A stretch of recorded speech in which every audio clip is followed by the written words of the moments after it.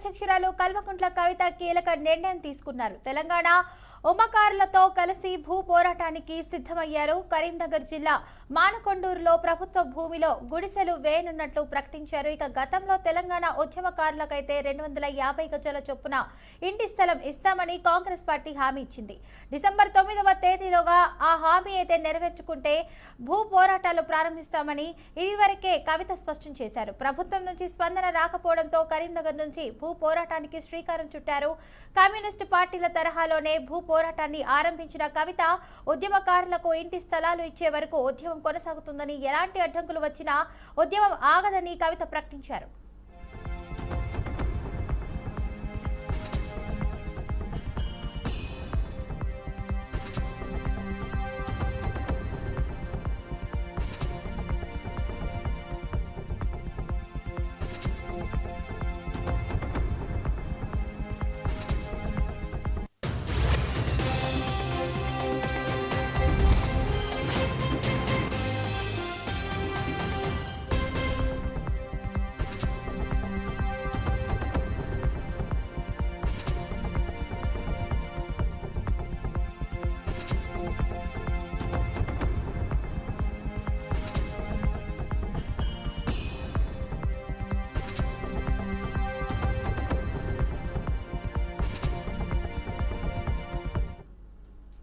తెలంగాణ జాగృతి అధ్యక్షురాలు కల్వకుంట్ల కవిత కీలక నిర్ణయం తీసుకున్నారు. తెలంగాణ ఉద్యమకారులతో కలిసి భూ పోరాటానికి సిద్ధమయ్యారు.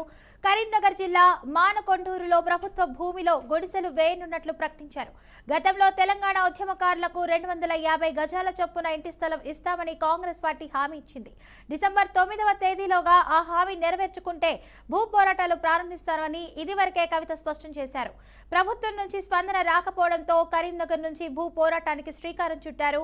కమ్యూనిస్టు పార్టీల తరహాలోనే భూ పోరాటాన్ని ఆరంభించిన కవిత ఉద్యమకారులకు ఇంటి స్థలాలు ఇచ్చే వరకు ఉద్యమం కొనసాగుతుందని, ఎలాంటి అడ్డంకులు వచ్చినా ఉద్యమం ఆగదని కవిత ప్రకటించారు.